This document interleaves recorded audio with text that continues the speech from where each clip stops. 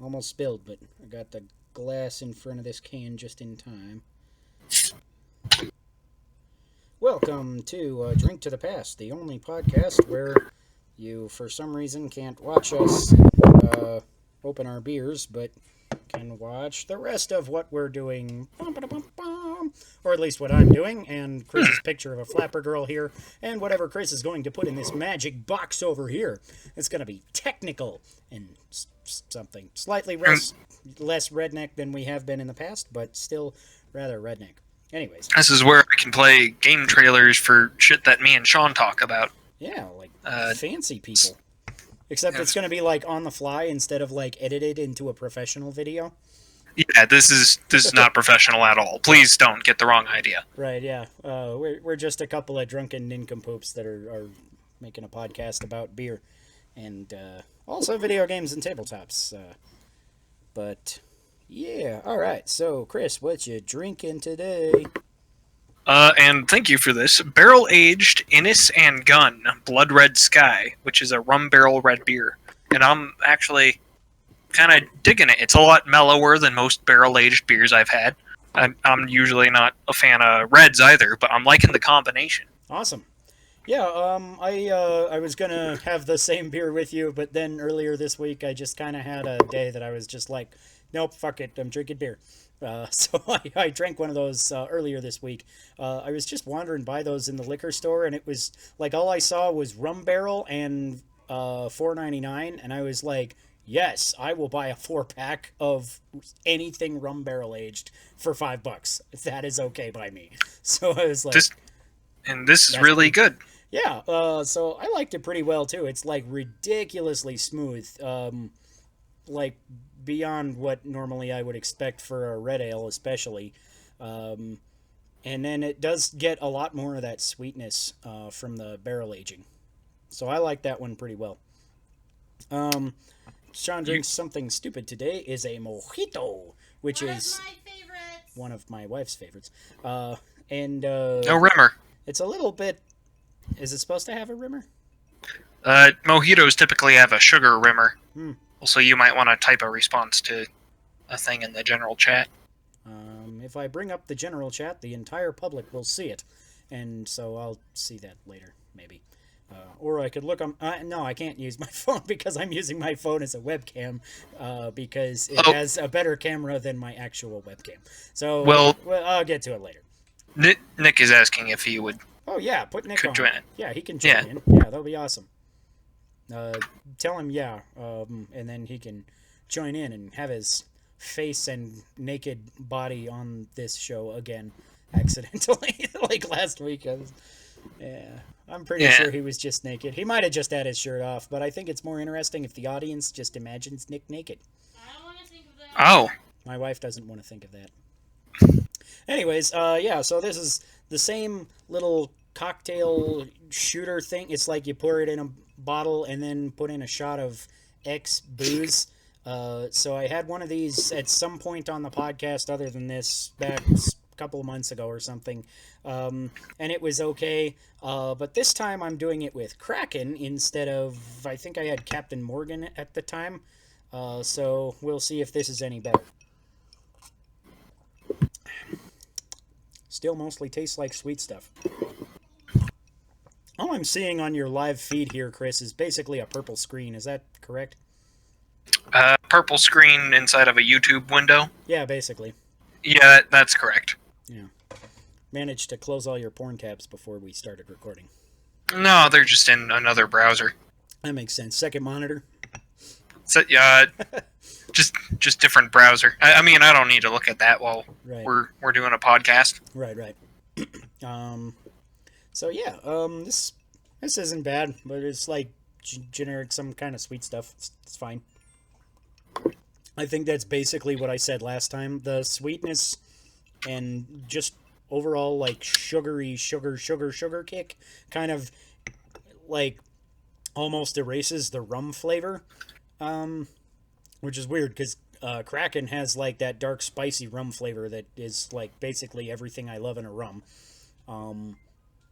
So it's like odd that and Kraken is a I mean, it's pretty sweet anyways. Like, generally, rum is very sweet.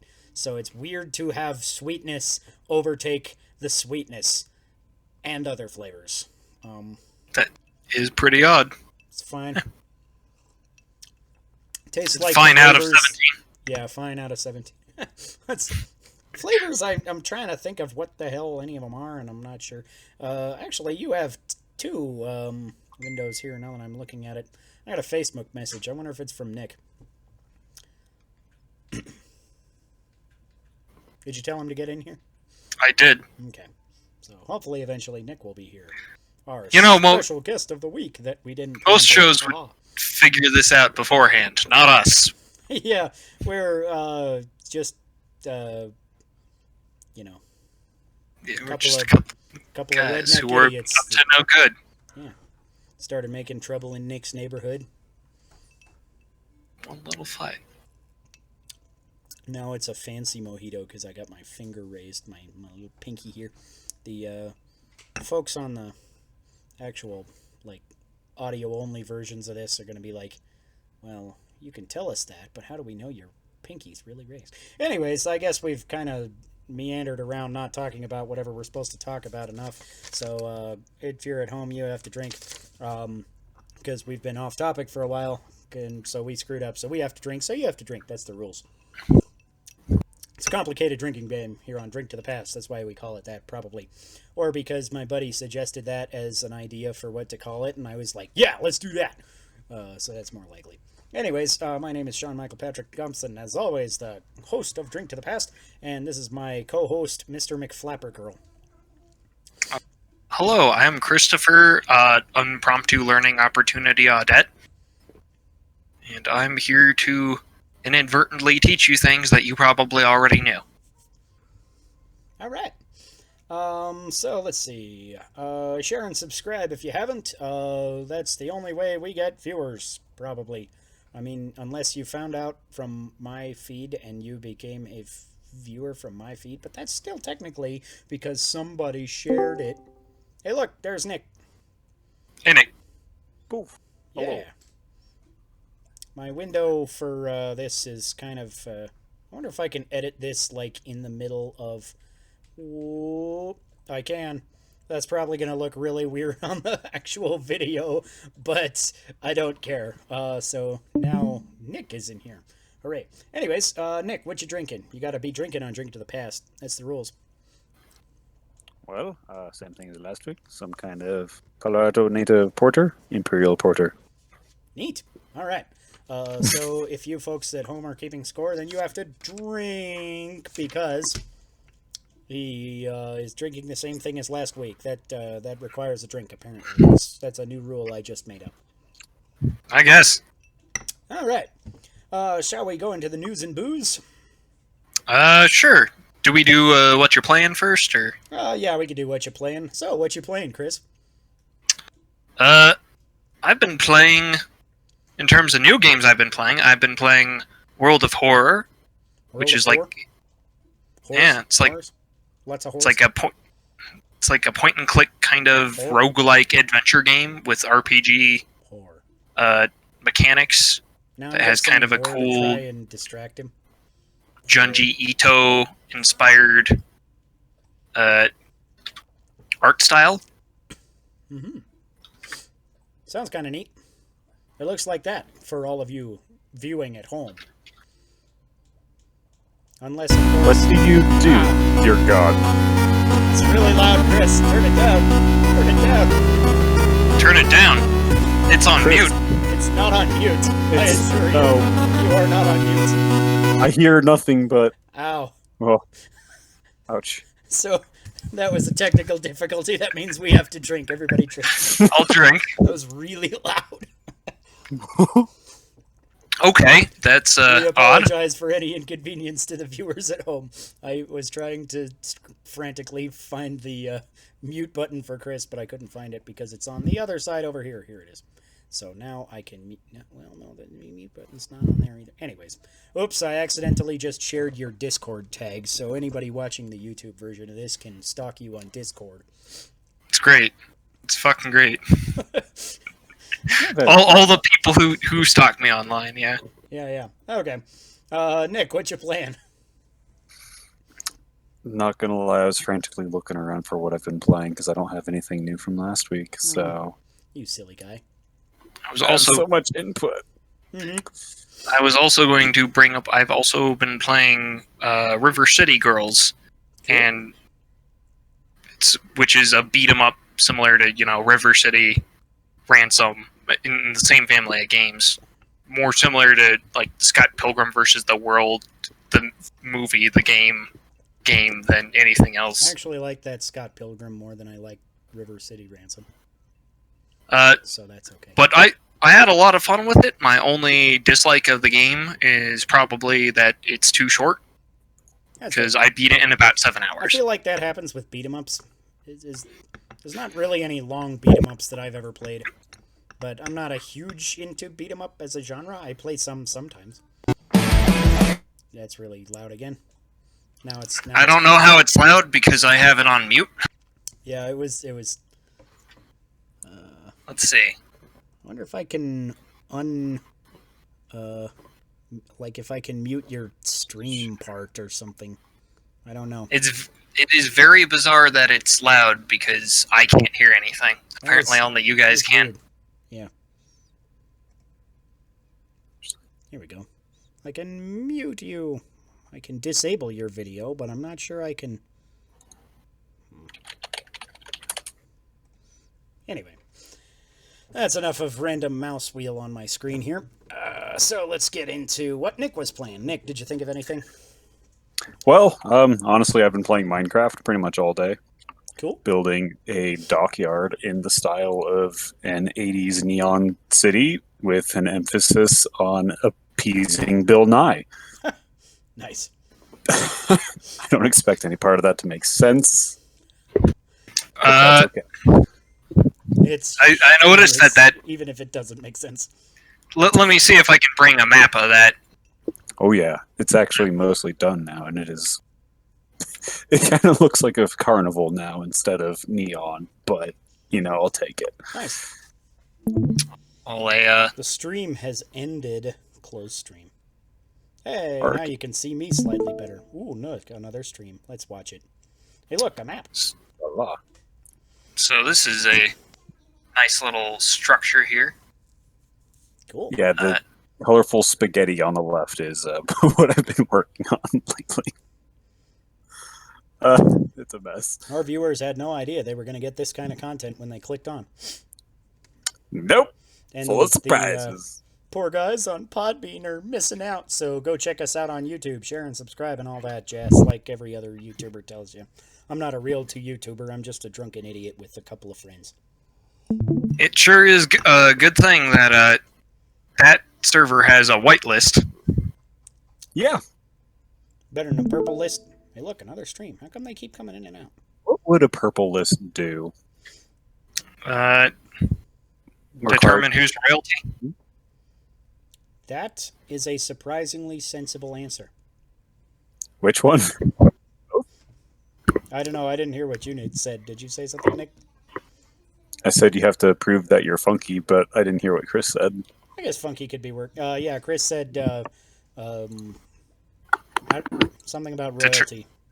Determine that you're royalty. Yeah. If you're on the purple list, you're royalty. Oh, Yeah. elevated privileges. Yeah. Well, that's where Bet we're I could going work with that. something out with that. Actually.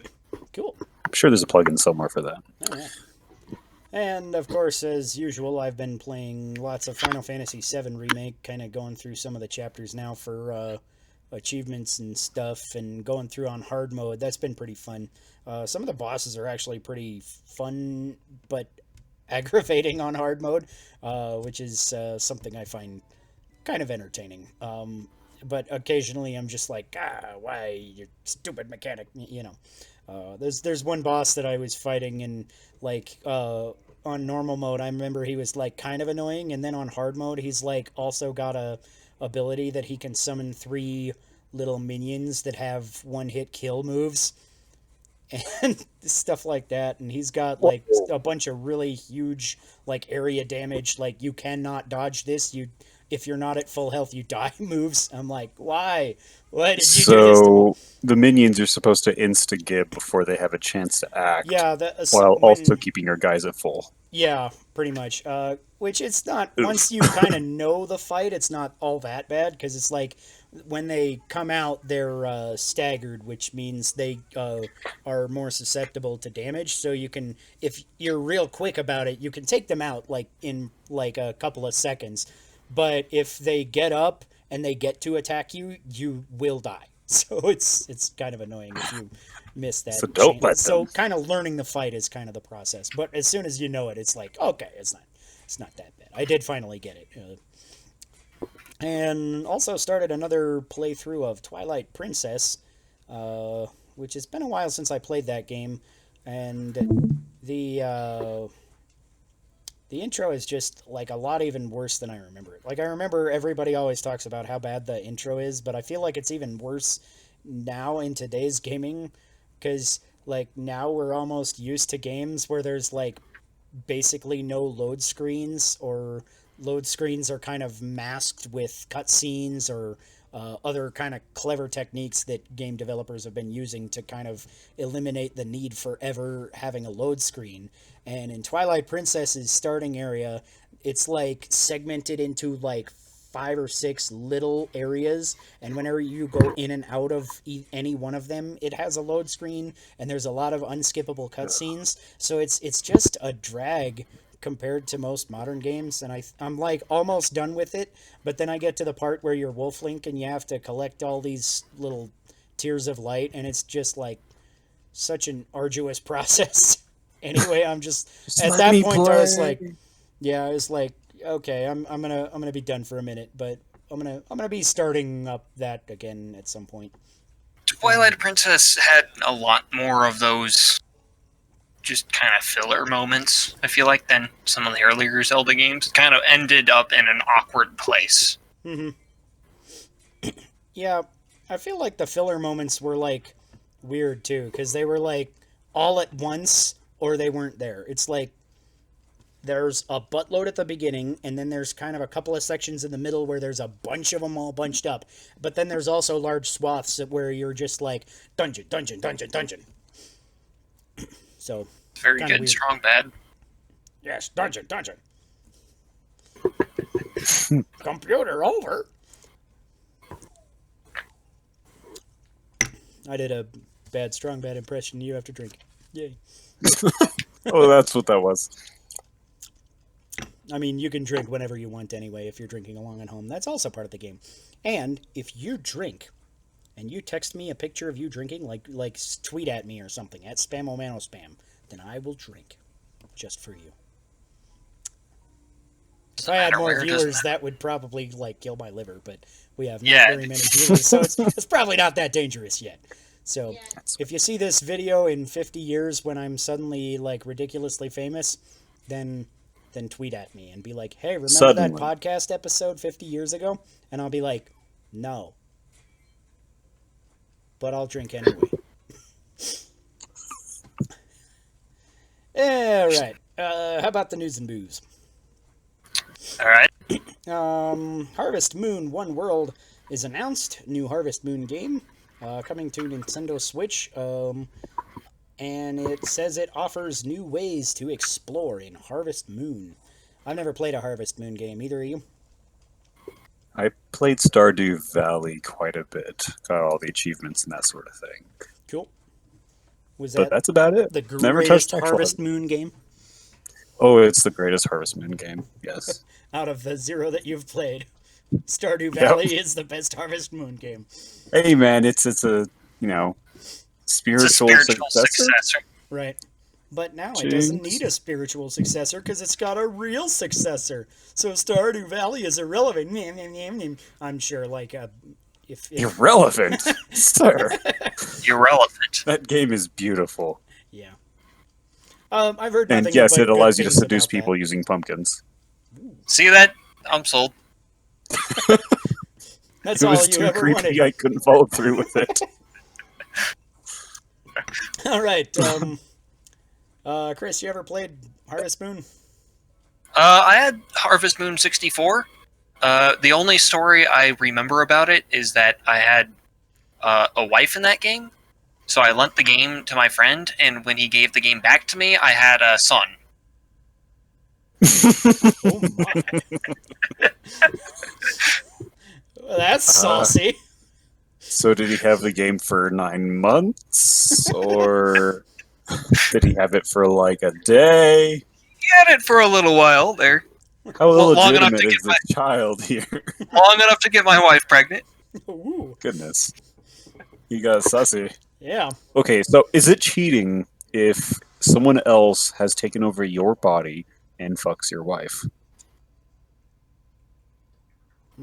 Okay, who is cheating in this circumstance? I'm not sure. Yeah, it's like because Your wife? you aren't cheating because you're just doing your wife, but but the But it's not you. Yeah, So yeah, like your imagine wife if might- Sean, I took over your body and then I, slept with April Mhm. and you weren't like there mentally. Right. Well, what if Would I that was be there cheating? mentally? Would that be different? If we were both like a hive mind at that point, would that change? Oh, that'd be totally different. But obviously Chris wasn't That's- here when his son was then would it conceived. just in be a Harvest three-way? Moon. I was just like, I have a kid now. Why? It reminds me, I was When a playing man and a woman get left alone in a Harvest Moon for too long. I was playing the game of life with Buddy one time, and like everybody's going through the game of life. You get all the steps. You get your job. You get your college. You get your kids or whatever. And like towards the end of the game, my buddy Tyler drew a card that says he gets grandkids, but he had never had kids through the whole game. He's like, "How did this happen?" So let's move on to the next piece of news and booze. Kirby inexplicably appears in a trailer for Fortnite. Didn't see that coming. Yeah, it's like the new season of Fortnite or something trailer. I don't remember what trailer it was, but if you look up Kirby Fortnite trailer, you'll be able to find it. So this is like weird that like people noticed Kirby. He's like in like one very small, like 1 second clip at the very start of the trailer that you probably would not notice it unless you're that kind of person on the internet that's just like, whoa, I'm going to scan every single pixel just to see what's going on here. And interestingly enough, the trailer is identical on the Nintendo side of things and the PlayStation and Xbox side of things. They all three have this up on YouTube, except Kirby is blurred out in the non-Nintendo YouTube channels versions. So it's like that almost confirms that yes, this is definitely Kirby, because it's like it's hard to see for a second. But it's the fact that Nintendo doesn't have it blurred out and everybody else does is like, yeah, okay, Kirby is in a Fortnite trailer. Why the fuck is Kirby in a Fortnite trailer? What do you think He about gets around, that? I guess. Yeah, Maybe he's going to become a playable character, that would get me back Imagine into that. Fortnite. wouldn't it then? I played Fortnite one time. See, I'm trying to find him, but I'm just not. Uh-huh. Are you looking at the image or something? I'm looking at the trailer, and Yeah, it's you like, gotta hunt really hard. it's like really in the very beginning. There's like a bridge in the picture, and he's like underneath the bridge. Like basically. Oh right as yeah, the trailer I do starts. see him here. Yeah. I'll bring up a stream again Okay. without blowing out everybody's Good, yeah. eardrums. Should be on pause now, so it should be okay. So if you look under the bridge, under the right side of the bridge here, you can see a little Kirby. Yeah, right there. There's Kirby. Why is Kirby in a Fortnite trailer? What's going on? Yeah, I'm He drops just, bombs like, on you. I guess. But yeah, Kirby is totally like more newsworthy than most Fortnite things. I'm not that big into Fortnite. Like it was fine, but it was not a game that I felt like I needed to return to. But if they put Kirby in as a playable character, that would like blow my mind. I have no hope of that actually being the case. That makes no sense. But I mean, whatever. Weirder shit has happened, right? So who knows what this means? I have no idea. Maybe Nintendo will just re-release a Fortnite clone, except with Nintendo characters. Maybe. Hmm. That. Or it's just a Kirby-based game, so you're like, blowing new buildings out and like setting things in. I don't know. Right. You can just like instead of blowing up the other guy's building that he built, you can just eat it. Yes, for parts. All right. Pete Hines of Bethesda was questioned on Twitter about Elder Scrolls 6, and he said it's after Starfield, which you pretty much know nothing about. So if you're coming at me for details now and not years from now, I'm failing to properly manage your expectations. Well, he's failing to properly manage people's expectations. Apparently. Right? Because people have been asking, like, since it revealed at E3 in 2018, I think. I think that was 2018 E3. Is this their Pete? So, I guess I should figure out who Pete Hines is. He's one of the higher up guys at Bethesda. So you should. Trying to remember his exact position. I think he's. Oh, he's vice president of relations and marketing. Yeah, You'd figure he'd have a he was better something grasp. in marketing. Yeah, so that's. So yeah, that's weird that head of marketing basically is like, yeah, I don't know when it's coming out. I would expect this from like a developer of the game to come out and be like, Yeah, this is like a weird quote for that reason.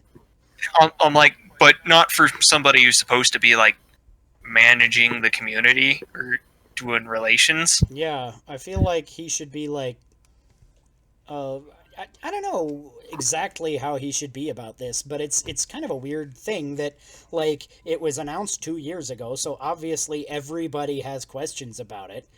Maybe it was only last year, but I'm pretty sure it was 2 years ago. But I could be wrong about that. But either way, it's been announced at least a year ago and no other news. So like, I think it's not unreasonable to be curious to expect some kind of news, maybe. And if it's not till years from now, then I think they were kind of stupid to have a reveal trailer 2 years ago. Yeah. So basically, what they did was they had an announcement and a reveal trailer, and then they didn't have any additional information. And now they're saying you guys are full of shit for wanting more information about this game that we already announced Right? and had a trailer for. I mean, it was like a pretty much nothing trailer. It was like a panning Yeah, this is shot just a of the landscape. and that was it. So it's like, okay, there wasn't that much to extrapolate from the trailer. It could obviously be an early development, but it seems weird that he's now saying it's years from now off, and we revealed it 2 After a years whole ago. other game. Yeah, so it's like, And does anyone even know what Starfield why would they is? bother revealing it 4 years or more beforehand? Right? That seems weird. This seems like a pretty minor public relations screw up, but it is a screw Yeah. up. But it's just kind of weird. And I guess we can't expect Elder Scrolls 6 anytime soon. Poop. Tony Hawk Pro I'm actually Skater 1 and 2 looking are at coming something to right Xbox now. One, PS4, and PC in September. What are you looking at, Nick? I'm looking at the release dates for all the Elder Scrolls games here. Mm-hmm. Looking at gaps. I'll get back to you in a minute once I have all this Okay, stuff. so moving on. So Tony Hawk's Pro Skater 1 and 2 are getting remastered. How do you feel about that? Did you ever play any of those, Chris? Or Nick? I played a few of those at a friend's house. Mm-hmm. I do have kind of a weird nostalgia for them, but I don't think I would go so far as to get the remakes. Right. Yeah, I'm kind of on the fence about it because I'm like, I did kind of have a lot of fondness for them at the time.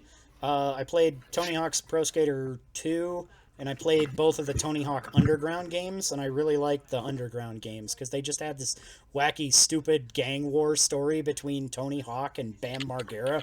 It was like the most wacky, stupid storyline you could imagine, and it was fun as hell. So I liked them for that, and just kind of, just doing the tricks and customizing your own tricks was kind of fun, because I'm just a stupid, fat, Irish, drunken idiot who can't stand up on a skateboard because he's fat and drunk. I can't stand up on a skateboard. I'm not fat or drunk. All right. Stand it. It's bad. I'm a pretty skinny, like kind of wiry dude, and skateboards. I never got further than standing on the board and like managing to keep my balance while it was rolling down the street. Right. Yeah, I kind of got a little bit beyond that. I got to where I could stay on in like a skate park area, and if there was hills, then most of the time I wouldn't fall down on the hills. That's pretty good. Yeah. Anywho, I do have all the release dates here for the Elder Scrolls stuff, and it kind of is interesting here. Mhm. So the first one, 1994. Second one, 1996. That's a 2-year gap. Third one is 2002. That's a 6-year gap.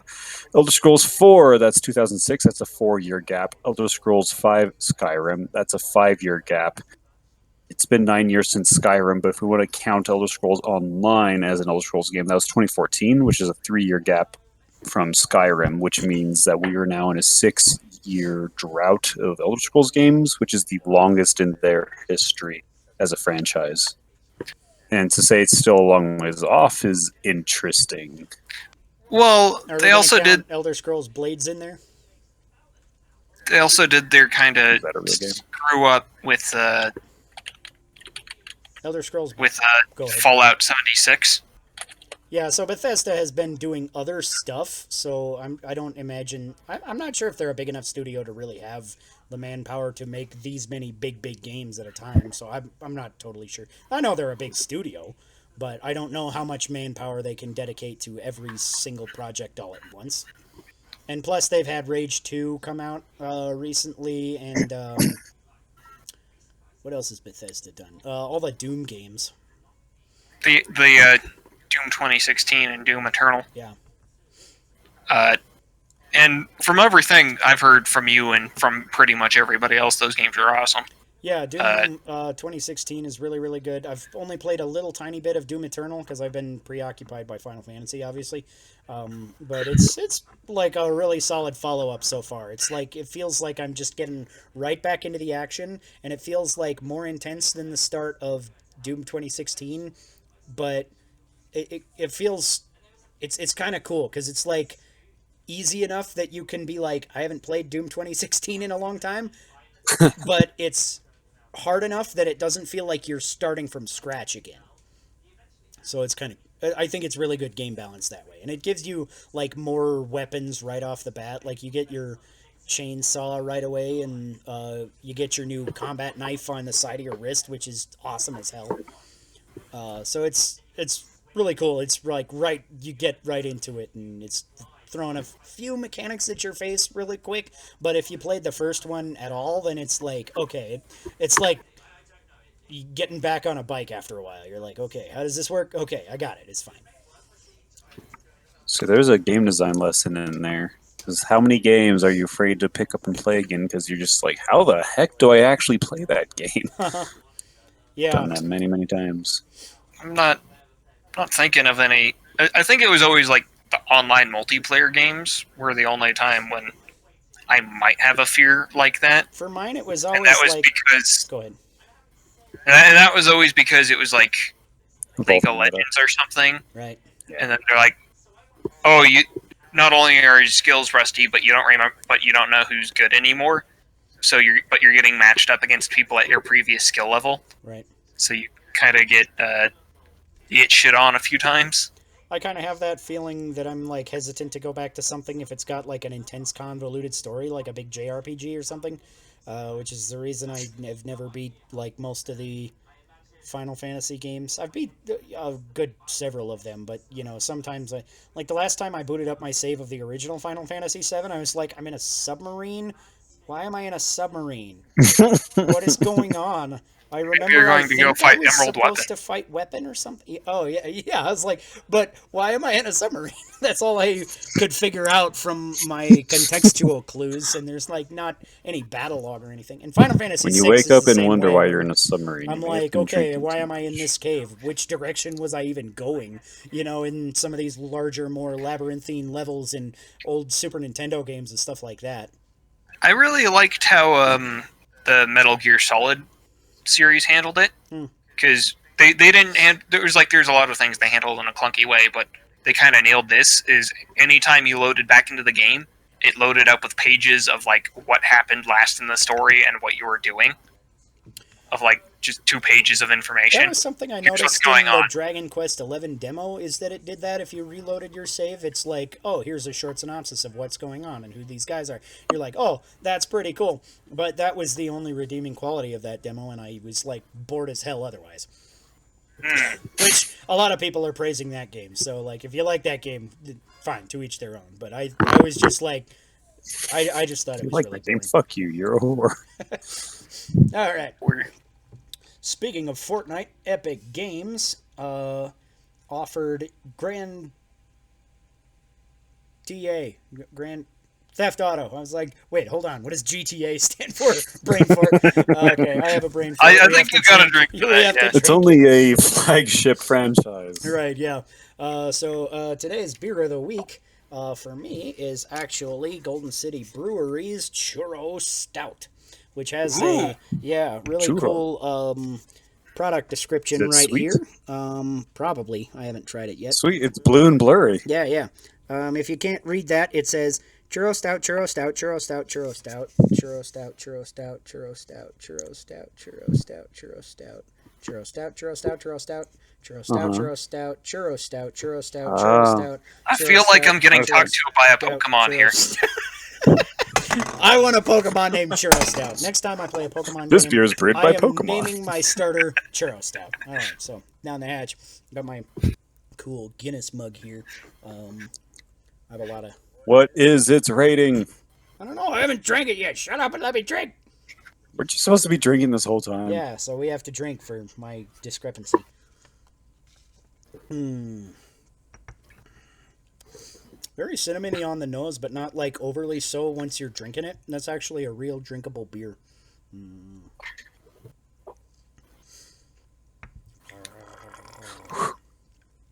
Send me some. Here you go. You can have the sip. I'll feed it Oh, to you. no. Yes. All right. Send you a sip of beer through the internet. Yeah, that's a really good stout. I love everything Golden City Brewery ever makes anyways. So go check them out if you're in the Colorado area. I say that every week, but do it. So do you have to like drive over there and pick up a crate of things, or can you order things, or how does that work? They are available in some liquor stores, but primarily their source of distribution is their home brewery. Like, you can just go to the brewery and they have canned 4-packs and 6-packs of a lot of their different various brews. So Marvelous. yeah, real good stuff. This is better than the last churro stout I had. I had a churro stout that has a very unfortunate story that a lot of people were telling me that this churro stout was really, really good at the Great American Beer Festival a couple of years ago. And I was like, okay, I'm real excited to try it. And we were kind of on our way there. And then we spied the New Holland tent, and we had 2 or 3 different kinds of Dragon's Milk, which is a barrel-aged stout. So it's like all thick and, you know, dark, heavy, and all of that kind of thing. And just with that on the palate, like, I'm pretty sure whatever the next beer we drank, no matter what it was destined to taste like water, because that's what this churro stout tasted like. I was like, it's so watery in comparison to a heavy-ass barrel-aged stout. But, like, ordinarily, like, if I had had that one first, I probably would have liked it a whole lot more. So, but Golden City's Before taste your is palate was much better on annihilated. that. It is a lot thicker than the last one. Although, again, that could be partially comparison to Dragon. But anyway. Yeah, that's a solid, solid beer. Give that a 15 out of 17. Hot damn. So, anyways, talking about Epic Games Store, offered Grand Theft Auto 5 for free. I believe that deal is still up, so if you go check out the Epic Games Store, it should still be up. But yesterday, the Epic Games Store actually went down, and Fortnite's servers experienced major issues for connectivity because too many people were trying to download Grand Theft Auto. It was overloading the shit out of the server. So, I thought that was an interesting little tidbit. Either of you ever been into Grand Theft Auto? I think I was more into Saints Row back around the time Saints Row 2 came out. Mm-hmm. I played Saints Row 2 at a buddy's house like twice. And Grand Theft Auto kind of the games went in pretty wildly different directions. Yeah. It was like Grand Theft Auto kind of went grittier, like crime sandbox kind of thing, and Saints Row just capped off with you being the president of the United States, having to beat up an alien overlord with superpowers and a power armor suit. Yeah. I know which one I would go for. Right? To showcase how different the games got after some time. Yeah, I played one Grand Theft Auto, which was, I think it was Vice City Stories for PSP, and I had no idea what I was supposed to do in that game. I just kind of wandered around and shot stuff and stole stuff, and I guess that's probably the point of the game. I don't know, but it's Wait, like, so Skyrim? right? Occasionally there would be missions, but like I feel like there was never any point to them, and none of them were like interconnected. It just seemed like, and all of them were like very straight objective based. Pretty much all of them were like, find this guy and shoot him. So I was like, okay. Okay. It was fine. I didn't have any major care for it. I had maybe a couple of funny stories that came out of it, but after my time was done there, I was like, I never really felt all that much like I had to go back to a Grand Theft Auto. Square Enix Eidos Anthology is now available on Steam. Features 54 different games for $39 US, which includes Jesus. many of the Tomb Raider titles, as well as Thief 1 through 3, Dungeon Siege 1 through 3, and a ton more. So it's like, it's not just like, 54, like crappy old, nobody's even ever heard of these games kind of thing. It's like, actually like pretty legit games. They have all, I think it's every Tomb Raider game except for the very, very newest one. And I think the last two are still like $20 each. So like, it's pretty much like buy 2 Tomb Raiders and get 52 other games for free. I'm like, okay, that's a pretty solid deal. I And mean, as well, to be all fair- proceeds for this go to charity. So Square Enix is actually doing this Which all charity? for charity. I think it was something about COVID relief. I would have to look that up. And I think if I picked this up, I wouldn't be picking it up for the Tomb Raider games. I'd be picking it up for the first 2 Thief games. Yeah, the Thief games were actually pretty fun, and there's several other ones that stood out in there that people were saying were pretty good.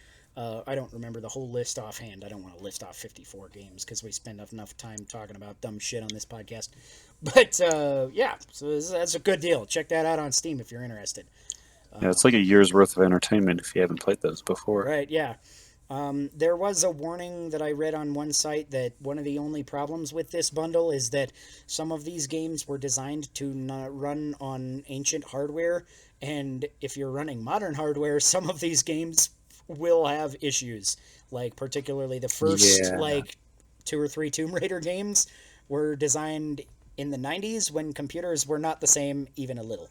So you might have to, it said some of the suggestions were like, okay, yeah, just go buy an old ass crappy computer and you'll be able to run it okay. And some of them were like, okay, oh no, you can go through and, run an emulator of Windows ME or something. I'm like, I feel like you shouldn't have to do that. If they're bundling this shit up and selling it, they should at least make it compatible with modern platform. that's kind of a fair argument, but at the same time, it's like even if you just look at the modern games that will run on this hardware, I feel like $40 is still justified Absolutely. because there's so many like good modern games coming out of this.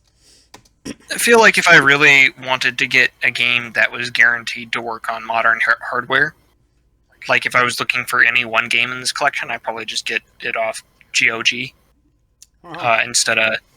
Because a lot of games like this, that is the issue, is that they don't go out of their way to make them compatible for modern machines. Uh-huh. Buy the collection, then go pirate it so that you can actually play the game. I've done that before. Moral piracy. Mhm. Fucking Spore. All right. I mean, they finally removed Secure ROM off it on Steam after like 4 years. Wow, gee!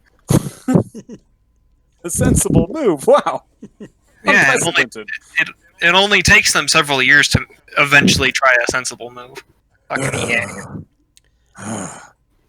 And they go. But let's not go down that rabbit hole again. Right on. our first piece of tabletop news in a little while is there is a official crossover between My Little Pony and Dungeons and Dragons. Cutie Marks and Dragons toys It's are already in the happened. works. So there is going to be a line of toys all about somehow being like the ponies that are like bards and fighters and stuff. I saw some of the images. I was like, there is a fair amount of people that this will like just they'll just eat this shit up. I'm like, I it is should let gonna my sell first like DM know, hotcakes. actually, because Oh. our first campaign concluded in Equestria. That's awesome. Like we had to like shit. What was it? We had to like get Princess. What's the queen's name in that show? I forget. We had to rescue her though, and like Queen find an alchemist Queen called Lightning. Celestia? Yes, Queen Celestia, and we had to use her to like save the weather on Eberron, and eventually had to go to freaking Equestria to fight two gods to prevent them from destroying Equestria and thus the rest of the world. And yeah, so I guess he could have made money, and well, We could have tapped him to write that. Mhm. right? Yeah. Here we are. Yep. About the only thing I know of that was similar was when the Legend RPG, back before they just totally abandoned the website, when they released... that?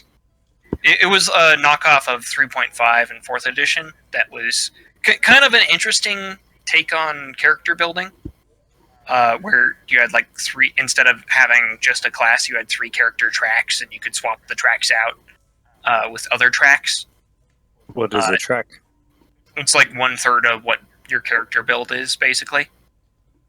So you could be like, I take the spellcasting from this class, and then I take like the fire elemental powers from this fire elemental thing, and then I take like the special sword from this other class, and that's my character.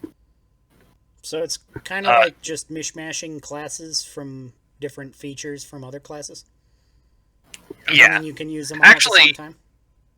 yeah. Okay. Actually, Sean, I think you ended up playing this briefly at one point too. Neat. I don't remember that. Several It sounds like a thing I but- would have like been like, okay, yeah, let's do that, and then probably enjoyed. It sounds like a neat character creation idea. It was. But back before they abandoned the website, they had released a My Little Pony set of like classes. Mhm. There was like Earth Pony, Elemental Pony, Unicorn. So how does the pony factor of that actually change anything?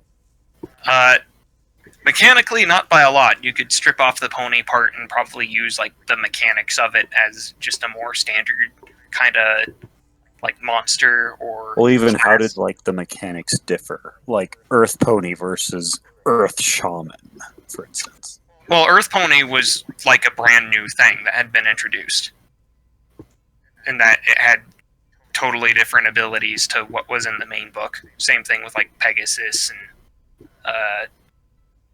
and Unicorn and Elemental Pony. So they all had completely different abilities to like the main player character classes that you could swap stuff in and out of. I didn't So expect it was us to talk this infectious. long about My Little Pony, Indeed. but that's fine. It's been 10 years and it's still plaguing the inner circles in which I transit. Right. Yeah, I don't have Hey, a if I- problem with it. It's like I watched a little bit because my wife was into it like hardcore for a little while. It is a If good I- show. My Little If I have a Adventure little Time's bit better, of though. trivial knowledge this obscure, I'm gonna share it.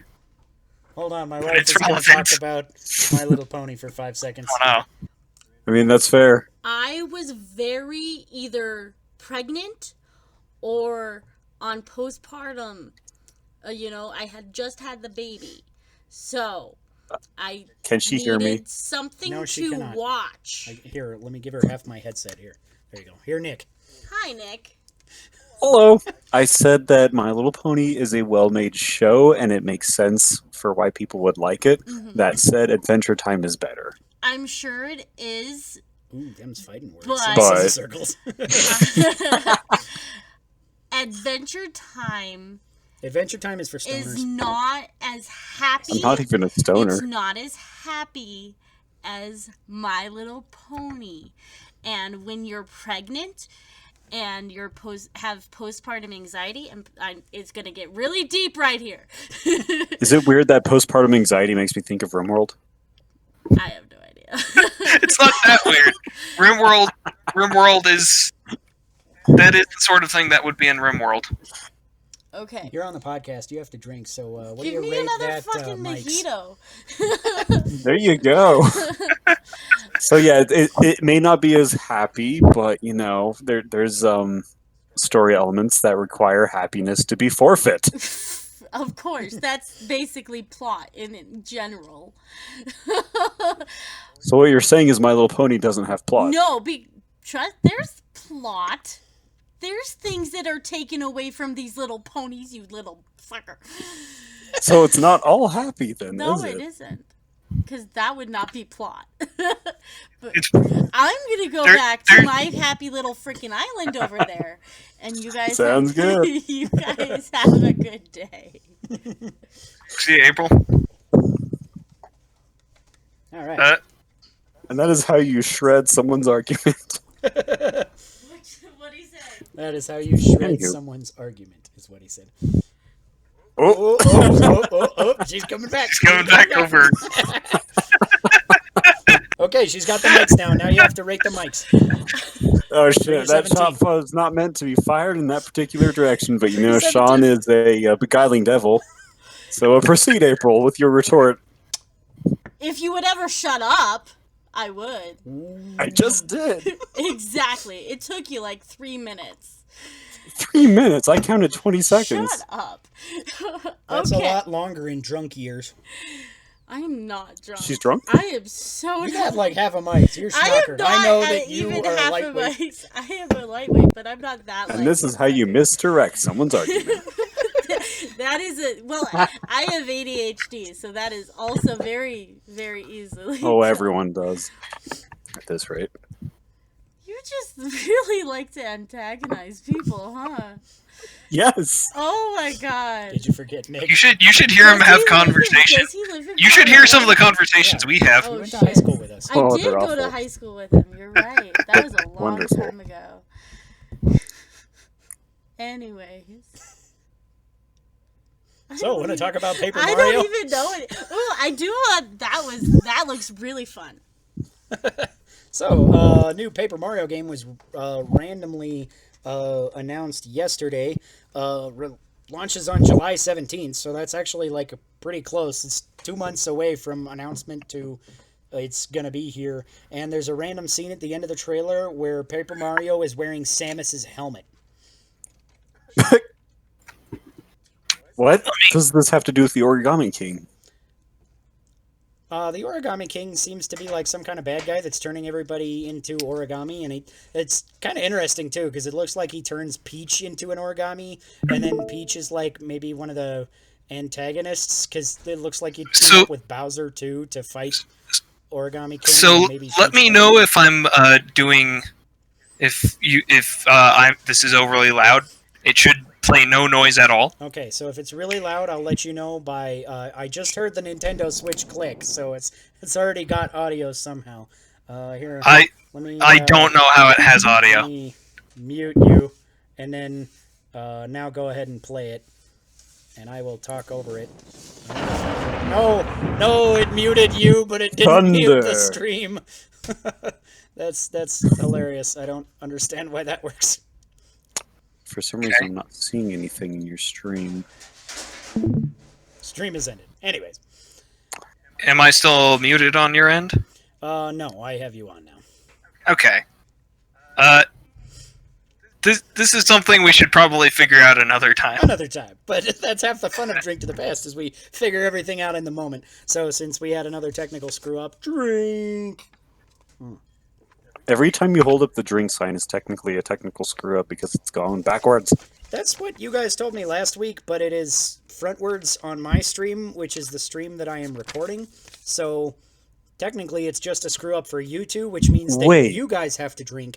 But every Why time is that it you frontwards on yours? drink, I have to drink too. The camera is reversed on his end, I think.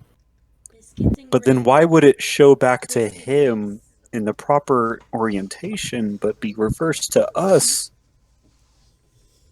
Because it's a little bit 'Cause, screwed like, up look, there. Am I raising my right hand or my left hand? Left. You're raising your left to us. I'm raising my right, which to me looks like my relative right. So Wait a minute, that explains the map behind you. Now I recognize it. right, yeah, is all the stuff all the It's all letters reversed. backwards? I It's just all reversed. realized. That's funny because Yeah. It's all reversed. I Perfect thought that was alignment. just Hyrulese at first, and Right. just didn't even bother to pay attention to it. nice. But no, that's English and it's backwards.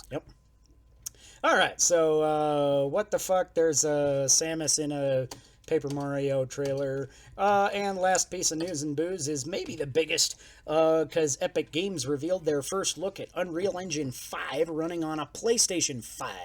So, Nick, I don't know if you watched the trailer. I told Chris to watch it I earlier. did, and I have opinions. What do you have opinions about? They keep expending resources to make worlds look more real, but they don't expend resources to make them feel more real. That's a decent I can't argument. scoop up the dirt and throw it into the faces of my enemies. Fucking Cube World 16 pixels a block Minecraft still feels more real than this latest beautiful. It is beautiful, absolutely. Yeah. Imagery, but it's still just backdrop. It's not something. I mean, I'm sure there's more of it you can interact with, but like Yeah. the emphasis is not on interactability. Yeah, I feel like that's Just a cool. game by game kind of scenario though, because really, if you're having a game like Minecraft, obviously that's exactly what you want. But if you're, playing a game more like this, then maybe there won't be a reason to interact with every little thing, and that's kind of up to the developers really to kind of decide. Absolutely. Should you be Can able you to interact with all imagine this stuff? If Because you could, yeah, it's like, but at the same time, it would take so much extra resources to make it so that you could scoop up dirt. And in most games, scooping up dirt is not something that you need to do. So it's like, I can see to an extent. don't tell me what I need to do. So, what I thought of when I looked at this is they didn't go into a lot of technical detail about why things were improved. Like trade secrets and all. I'm sure there's got to be some reason, but I'm like maybe they're just throwing a shitload of hardware behind this. Mhm. All of the effort it takes to make all those models and do those animations is just that much more time spent in development and that much more money thrown at a game. Mhm. Even if technically they're able to get away with more, it means that when they try to get away with more, it takes that much longer to make a game that otherwise is probably pretty ordinary in gameplay, Right. which I think is Exactly. not exactly the same as what the point Nick was making, but pretty similar. Mhm. Yeah, I Definitely feel like, similar enough for me to be upset about it. I feel like it's kind of interesting that you say that though, because I'm kind of looking at this and I'm just like, I feel like as a kind of tech-ish person, I'm like a little bit into tech. I feel like it was kind of a perfect way to tell it to me, which I feel is roughly their average consumer. And because I'm like, I don't need all this technical jargon mumbo jumbo. Every time Xbox says teraflops, I'm like, I don't care. Give me a game. Yeah. But it The sounds teraflops thing. impressive, Sean. So it's- Are you not impressed? It does sound impressive, but So, Oh my god. but Just wait till they have I feel like to petaflops. me, I was just kind of like, okay, it's like, yeah, they're giving you just enough kind of an idea of what's changed and how stuff works that I'm like, okay, the sound is better and the lighting is way fucking better than anything modern gen. This really feels like a next gen thing, which is completely unlike anything from the Xbox presentation last week we were talking about, where it's like they had like one game that looked like it would have pushed the limits of modern hardware. This looks like it might not be able to work on modern hardware. So I feel like it was a much better presentation than Xbox, which is weird because it's like this is also not really a PlayStation thing. This is a Unreal Engine thing, which will also run on Xbox One and PC and whatever else they eventually port it to. So it's kind of a weird thing to kind of It handle, is- but at the same time, It I is feel like it technically very impressive. yeah, and it really kind of gives a boost up to PlayStation because the Unreal guys did basically say that yeah, we've been working more closely with PlayStation than other console developers. So And we were paid to say this. I'm sure there was some amount of that, but it sounds to me like it will actually maybe be more tailored toward PlayStation 5 use than Xbox Series X. So it is technically, it looks very impressive, but we've also heard the concept of bull shots before. Bull shots. Yeah, so basically it was when someone would take a picture of something that was much higher graphical fidelity than what was actually in a game or in like a finished product. So I'm always wary of that. In this case, they seem to be claiming that this is the kind of thing, this kind of quality is what you would expect. Aside from my earlier misgivings about increased development time due to having to put that much more work into the assets, they seem to be claiming that this is the sort of thing that can be run on modern hardware. That's not what they state explicitly. Well, they But that's did what they're specifically implying? say that everything that happened on screen was being run on a PlayStation 5. Okay. So that entire So- everything that happened in that trailer was running on at least what the current build of a PlayStation 5 is, or what the tech, or what the what do you call it? The developer kit is running. So at the very least, it's going to be similar to what the final product is, probably. But you know, there's always some difference between dev kits and final product, and it could be an earlier build or whatever. So it will be different.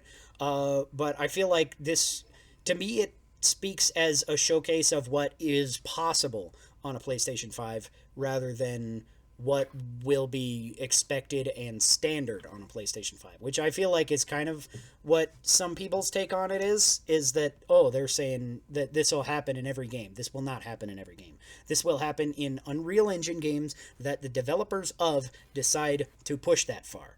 I think that is what's going to happen.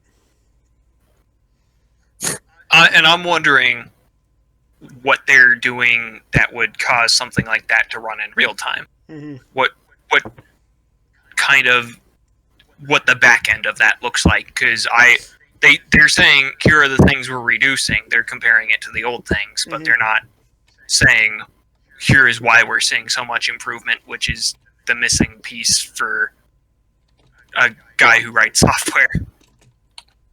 Mm-hmm. And Nick, you have that animation background. Honestly, the rabbit hole I'm going down right now is that this performance just doesn't fucking matter in terms of like how games perform. So I just on a whim decided to Google, list of best grossing video games of all time, and of the top 5, the only one with impressive graphics is Grand Theft Auto 5. And it doesn't look nearly as beautiful as what we saw, of course. Mm-hmm. But everything else is Minecraft, Wii Sports, PUBG, Super Mario Bros. Is the 5th highest grossing game of all time. Pokemon Red, Green, Blue, Yellow. Graphics are not a factor here. Yeah. So while they're saying, "Ooh, look at these pretty things we can do with the engine," it's still the culture of valuing graphics is just misdirected resources. The problem here is, Sean, is that you got two cynics in the call with you instead of one, so it's throwing off the balance a little bit. That's fine, because obviously we can have our own opinions on what's going to matter. And I'm not. I'm also partially just being against what you guys are saying to kind of even it out a little bit too, because Yeah. to an extent, like I'm really, really on your side. Graphics don't matter. Like I will, if a game comes out on Switch and something else, I will get on Switch so that I can have it on the go because that's more important to me than graphics. You know, I feel like Breath of the Wild is better than any other game that has come out this console generation, and it only runs at 900p. Right? It's not even technically Exactly. full HD. So I'm definitely Who more cares? on And your Nintendo side. knows that. The what? Nintendo definitely knows that game design is going to outperform Yeah. Art direction. technical power. Yeah, And and I wish that they would use this technical power in a game that is well designed, yeah, and like Grand Theft Auto 5. Apparently, I never played it, but it's clearly very. well, it's free now. Ooh, I heard so on Drink to the Woohoo! Past. They're such a cool podcast. Yeah, but you gotta get it off the Epic Game Store. Right, that's Ugh. Steam for life, even though my fanaticism is completely unwarranted. right. It's, All right. Anyways, shall we get into our video game topic? VGT. Indeed. yes. I'm out of beer. I'll be right back. All right, we'll have to wait for Nick Ha, very beer right back. briefly. Beer right back. Bad pun. We have to drink. All right, that's part of the rules. Yep. So, I drank. while he's getting up and getting a beer, let's talk about our video game topic, and then he'll jump into the conversation and be like, what the hell's going on?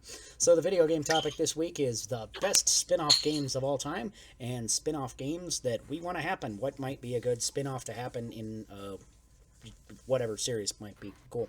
What's funny about this topic is that a week ago I wouldn't have had much in the way of answers for you, and today I could come to you with two for games that actually exist or are in development. Ooh, cool. What are they? But why don't you? Oh. But why don't I stop interrupting you and let you go first? Well, the reason I thought of this topic was because of the random Paper Mario trailer yesterday, because Paper Mario is totally obviously a spin-off of the core Mario games.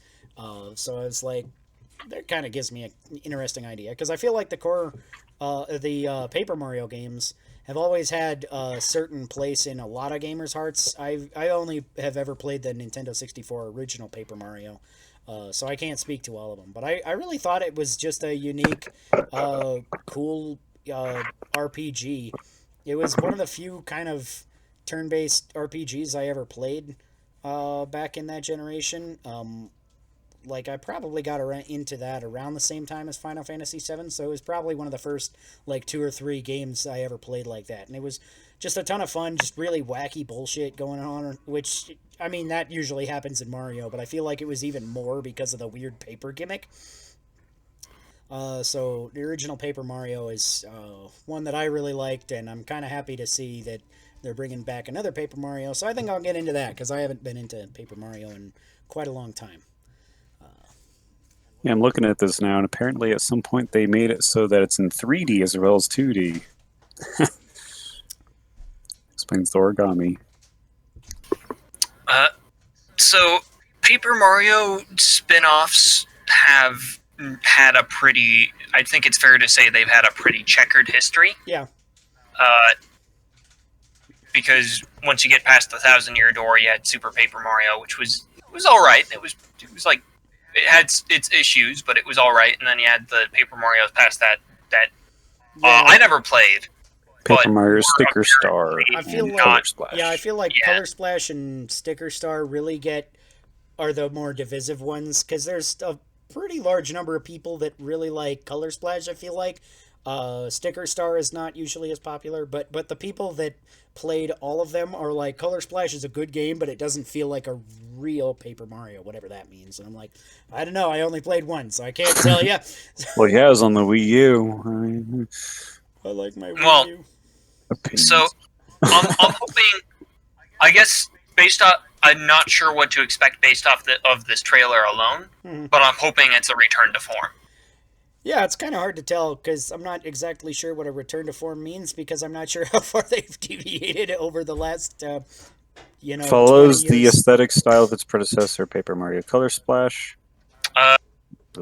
I was hoping. aesthetic, not mechanics. So I don't know. It definitely. Yeah, I'm hoping. The trailer looks has- more or less like the combat is somewhat similar, but with a kind of an interesting like board mechanic where you're all kind of on a rotating platforms or something. It's hard to tell, obviously, in a short trailer as it was, but it's looks like the kooky, weird, kind of thing that I remember from the original. So I think it looks good. Yeah, I am hoping that it returns to kind of the RPG style combat and writing that those first two games had. Yeah. So, Nick, is there any spin-off games that you really love or a dream spin-off you'd like to happen? Spin-off of what? Anything you want. I mean, shit. If the D&D world could somehow merge with the Minecraft world, I would be set. I mean, theoretically, you could get like a chat on Discord or something, and then just like play D&D, and then like move your Minecraft guy. No, I've definitely theory crafted that, and it would be garbage. I have a lot of very I feel unique like monsters the GM that could would never have be to be portrayed like in Minecraft. multi-boxing like 70 billion NPCs and all that bullshit. That'd be terrible. Okay, going down that route, man. You only control a thing that's like human sized unless you get mods. But yeah, that'd be extremely modded Minecraft, and of course, I mean, like all the different like worlds of D&D, different dimensions, different castles, different interactions, and it wouldn't even have to be Minecraft. Just D&D sandbox game with real time physics where you could, have tactical infinity. That Wait, that's not a spin-off. That's a freaking unachievable by modern tech thing. Okay. I mean, you could always look at like the old style roguelikes where they were just like text blocks, but you had nearly infinite ways to interact with things. Whereas like NetHack was like, I'm gonna dip this scroll in this potion and see what happens. kind of deal. Where it was like that level of detailed interaction where that was just like one of like 100 things you could do. Well, sure, but that's kind of limited to what is pre-scripted. What I would love to see is just a game that has like a chemistry system, kind of like Noida, actually, but of course in full 3D. So and with all of the interactions, just import the periodic table and then import, a separate periodic table for magical interactions, and I'm happy. Noida with like even more interactions and maybe like some procedurally generated monsters. I could get behind that. Not even procedurally generated. We're talking, by the time this is even like possible, we have basically AIs generating new and exciting monsters based on user feedback of what they enjoy seeing. So basically, it's far out. Basically, what Tarn Adams is trying to do, except what he's trying to do, not what he's accomplished. I think that's an important distinction. I'll pencil in a sure, because I'm not 100% on Tarn Adams' objectives. He wants to make it so you can set like a fantasy level in the world, and the species that generate and the kind of magic you're able to do is procedurally generated based off of the seed and the level of fantasy in the game. Procedural generation feels like a dirty word to me. Because it is. But if anyone's going to accomplish it, I think it's him. But then it might be just too obtuse for people to get into, so... Man. If Theory crafted this all day.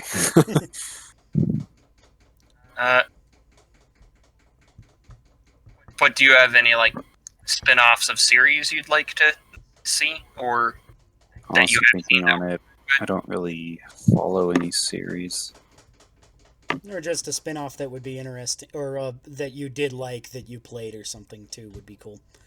Chris, what were you saying you were thinking of earlier? So, just yesterday, I played through a spin-off to the River City series, which I mentioned in my What You Plan segment, which is River City Girls, which was just a really nice update to that style of gameplay with really beautiful sprite work, good music, Awesome.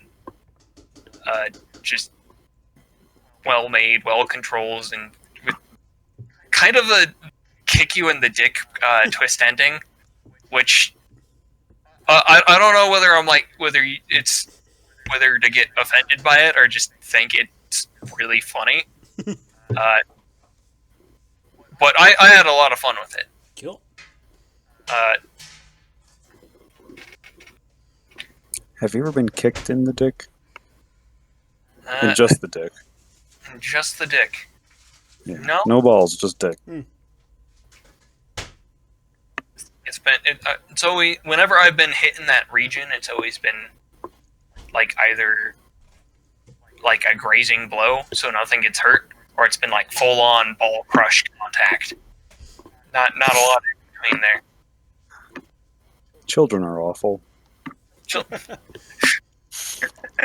You say children, and I'm thinking of two separate times where I was managing a McDonald's and punched different children in the balls. I was. Are you sure you want to announce that? And Wait a I don't minute, work you there kicked anymore. people in the balls? Yeah, I don't remember exactly why. Actually, it was funny because both of them were running the drive-through at the time, so I literally just like punched them in the nuts, and they just like fall on the ground and hand me the headset, and I'm like, okay, that's fair. And I take the orders for a while. I'm like, you can have your break now. This works? You got to know these kind of people. I don't know. They weren't what, young What kind of children, they people were- will accept being punched in the balls? These young children, were they less than 15? Were they illegally employed? They were What- not illegally young children? employed. Just 8-year-olds working at McDonald's? I've definitely wanted to nut punch a ton of kids that I work with. And technically they're kids, but they're really 16 and older. Right, yeah. And they I'm like, should know better than some of the shit that they say. I feel like we should have saved that little segment there for the end of the episode. right? So, yeah, I'll copy and paste that to the end of the... No, I won't, because I'm far too lazy for that. I'm just gonna... we'll have another dumb thing to say. Yeah, because they're like old kids. They're like technically kids. Like they might have been 18. I don't fucking know how old they were. They're like teenagers. That's fine. Anyways, Like not legally or morally speaking, but it's fine, I'm sure. right. Anyways, one of my favorite spin-off games. I bet both of you might be able to agree because I think we all played this together at some point. Is Kirby Air Ride. Yeah, Kirby Air Ride's just Yeah, plain fucking great. One of my favorite fucking racing games of all time because it doesn't feel like a racing game because it's not like super serious and like, oh, well, look at our physics and our graphics. It's just wacky bullshit. I love wacky bullshit. Me too. Case in point, this podcast. Never played it, but it sounds great. I was thinking of booting it up the other day. I'm like, as soon as I'm done with my Ocarina of Time run that I'm doing on my GameCube right now, I'm like, I'm gonna play that and maybe I was looking for Path of Radiance. I can't find my disc for that, so it's probably at my parents' house someplace, which I was like, oh, maybe I'll just order another one off the internet. And then I found out that it's really expensive for some reason. I was Right? Like, yeah, I was like, dude, I Why have can't they just re-release these things, Right? I'm all like- of them, all at the same time? I have a $200 Forever. game. What the fuck? Yeah, right? Did not see that There's a coming. $200 game somewhere in my parents' house. We gotta find Right, it. yeah. I was like, I actually did go over and looked for a little bit, but not like extensively. I was over for something else, and I was like, hey, while I'm here, I'm gonna look around a little bit. So eventually, I'll go back there. Still Well, I have my found out Path of my Radiance Wind sitting Waker- around somewhere. My Wind Waker. What is Path of also- Radiance? It's a Fire Emblem for GameCube. Oh, Yeah, right. that's my favorite Fire Emblem game. I've never played a Fire Emblem game. Get off of my podcast or drink. It's a I will choose drink. Sweet, I like that. it's a option tactical RPG. My 5-second synopsis is like XCOM but anime. better. There you go. Yeah, But I'm not. Overwatch and leapfrogging.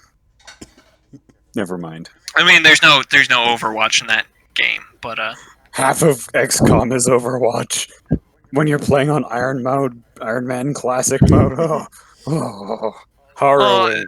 you do similar things in Fire Emblem at hard mode. It's just not called Overwatch. It's called putting your tanky boys out in front Mhm. and knowing where the enemy spawns. But what if you tank? Never mind. Continue. Okay. Let's see. The other spin-off game I was going to mention, which is currently in production and kind of has a chapter 1 out already, is Deltarune of Undertale, which some people that are smarter than me refuse to play because they want to play the full game and not just get their cock teased. Did you just say I'm smarter than you? Wow. In some ways. I'm pretty sure that's another reason we have to drink. Yeah. Chris says someone else is smarter than him. Gotta drink. No, it says implies. Excuse me.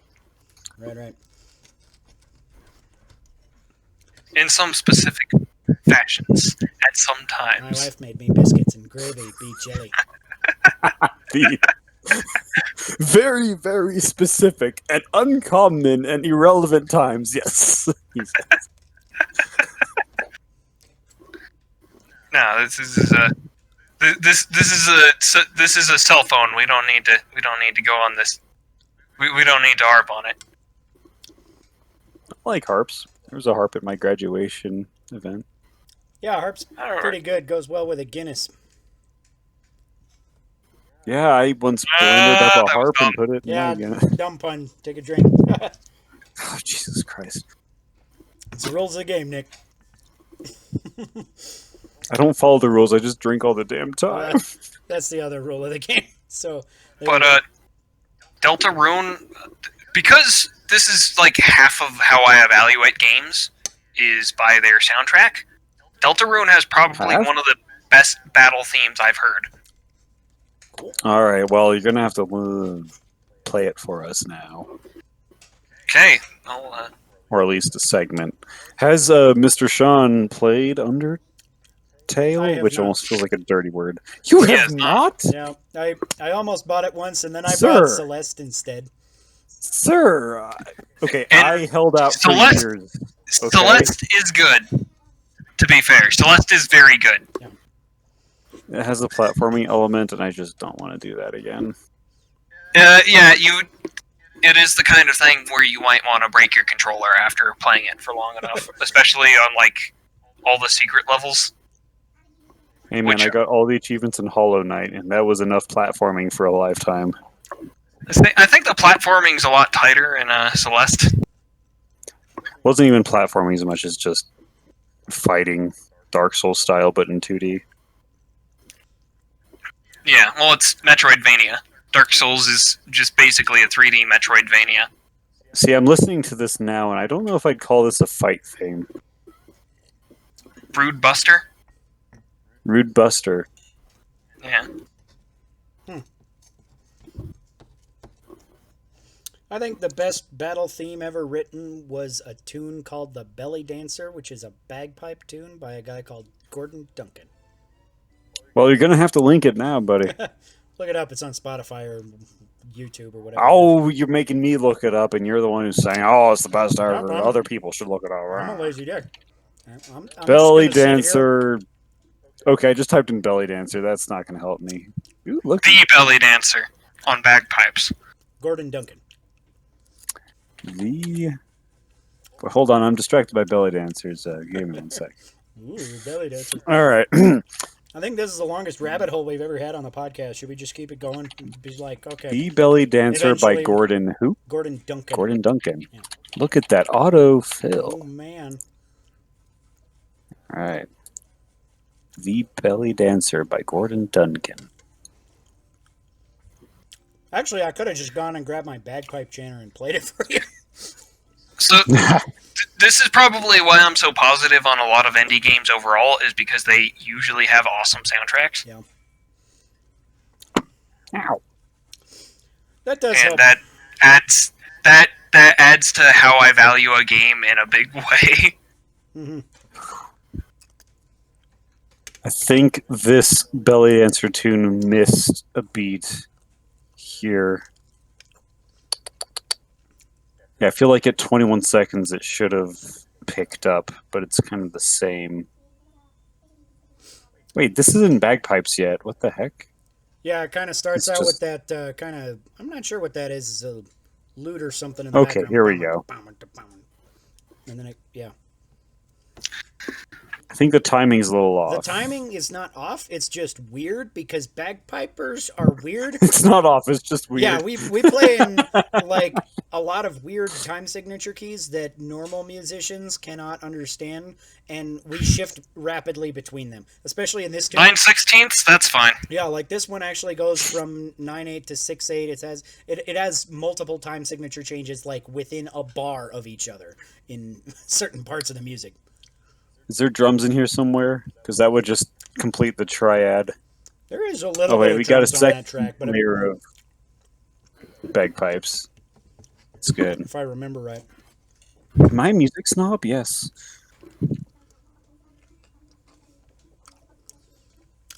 Oh, Welcome to Drink to the Past, the only it's missing podcast something. on the internet where you can hear Nick talk about a bagpipe tune you can't hear while you're watching me eat biscuits and gravy. Shall we move on to It our makes it unique. table topic? Go ahead.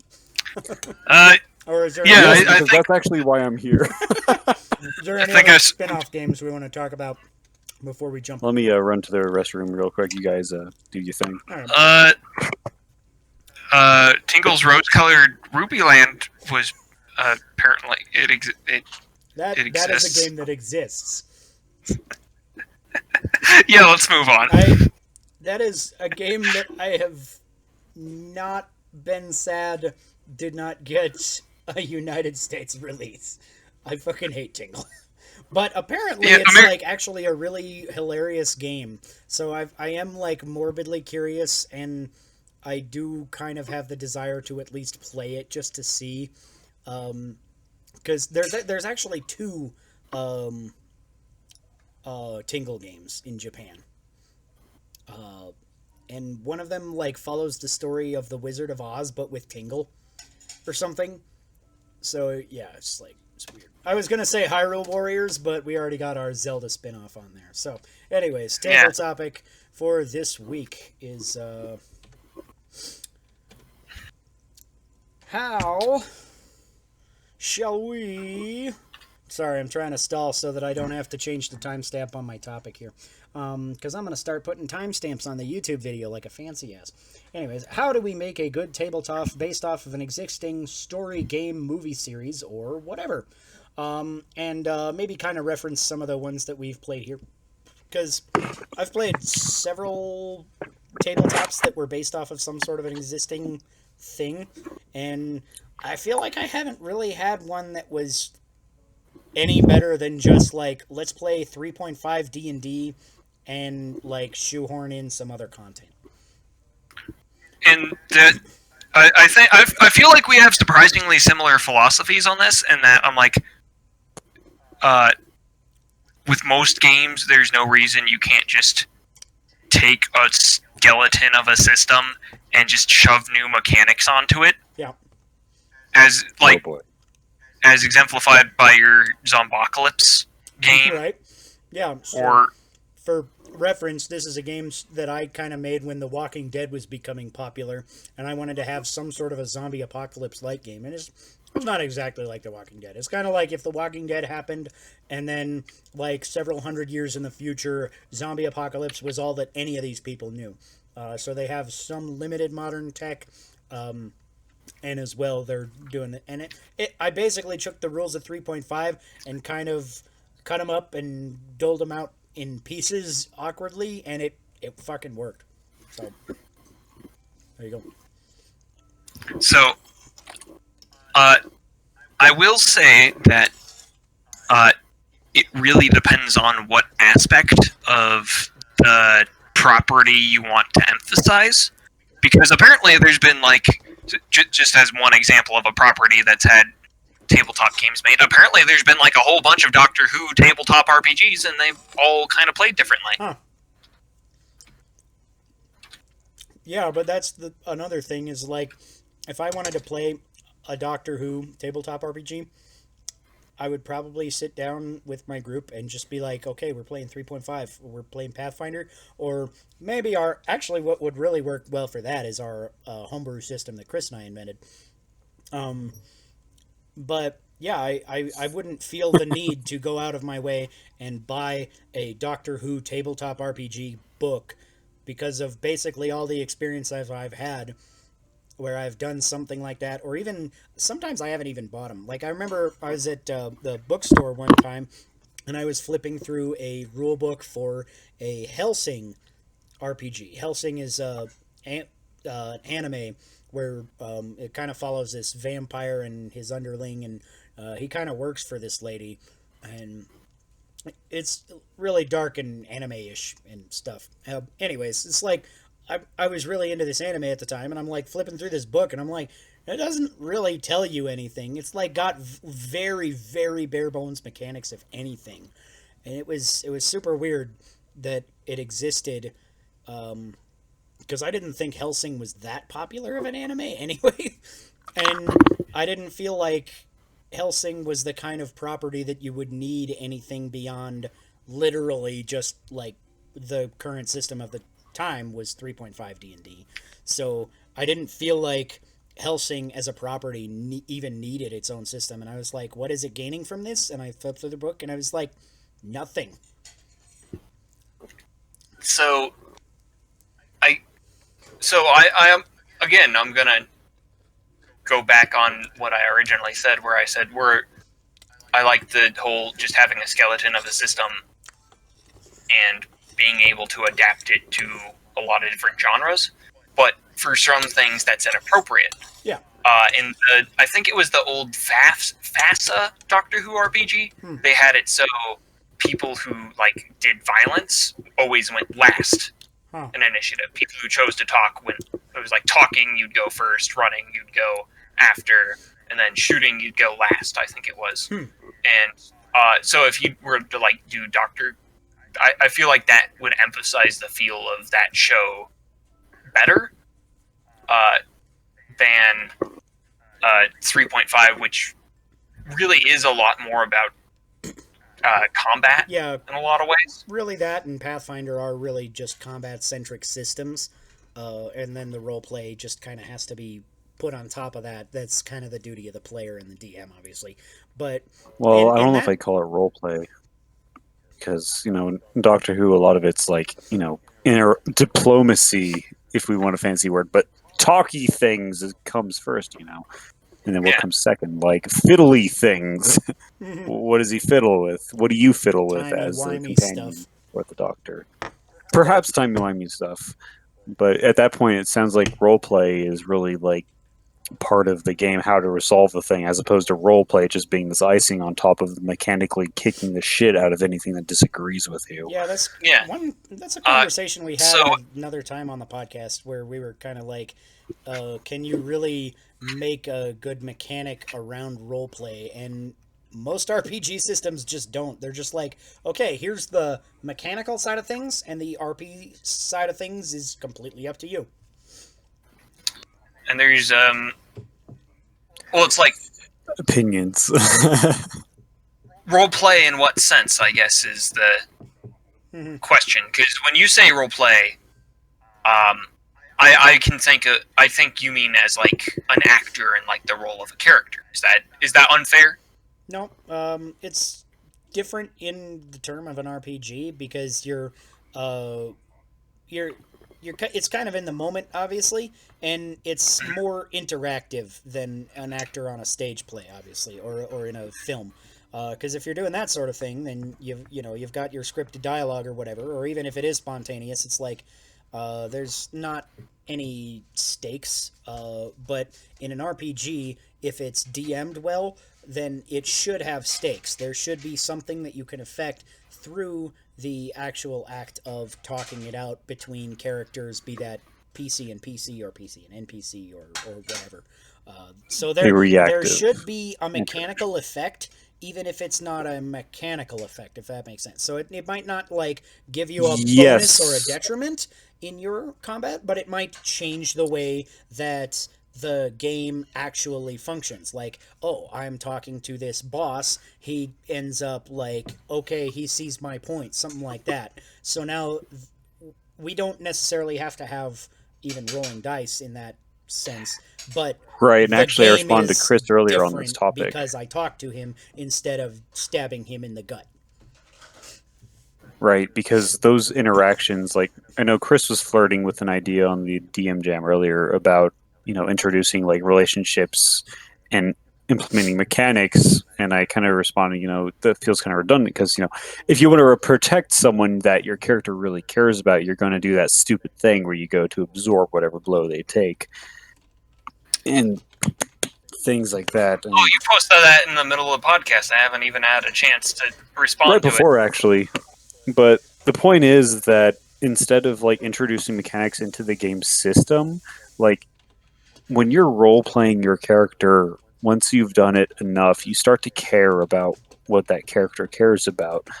And you don't need mechanics to enforce your behavior or reward it. You just do it. Oh And god, I I'm really gonna don't like the idea of mechanics reinforcing or rewarding or punishing behavior because, that's the point of playing in the first place. Mhm. oh god, I'm gonna have to both say my rebuttal and then type it later so that the other Beautiful. people have context on it. But what I'm gonna say is that it's mechanically it's a reward for you setting out to say, here's how I want this character to play, and I'm going to act, and it's a player-based activation.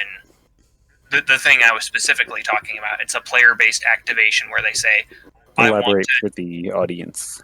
So the idea I was suggesting was something akin to not just bonds, but bonds were a big part of it with like enemies and allies, where Relationships.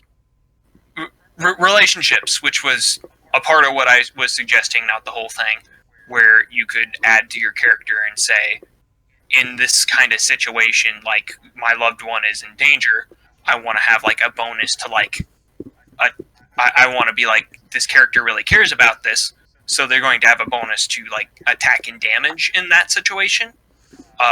But they're also going to be more easily hurt in that situation. If their loved one does get hurt, they're going to take damage.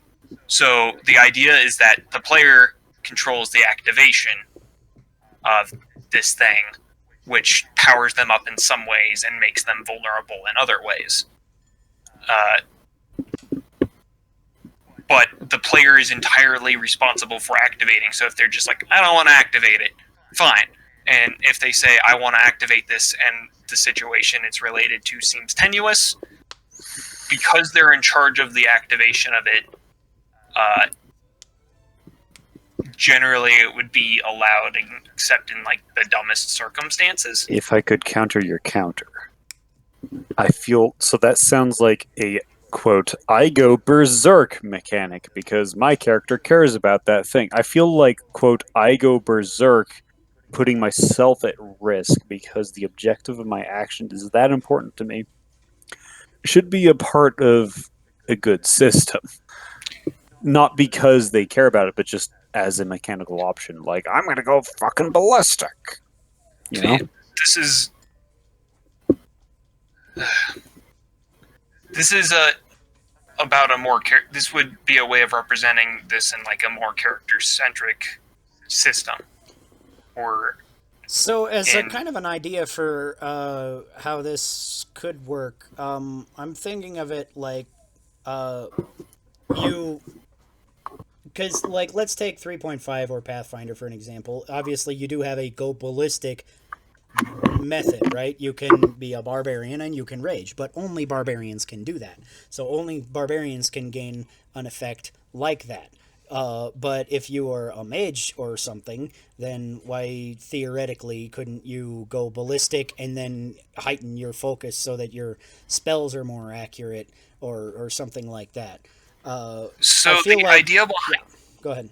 so the idea behind this was as a more character, as part of a more character centric kind of thing, where it's like these are about what the thing behind these would be more about what your character cares about and less about like their mechanically specific build. Like if they're in a situation where they're facing down the object of their vengeance, it would make sense that they would behave differently and get different advantages. Right. It's supposed to like kind of add to like a climactic showdown Mm-hmm.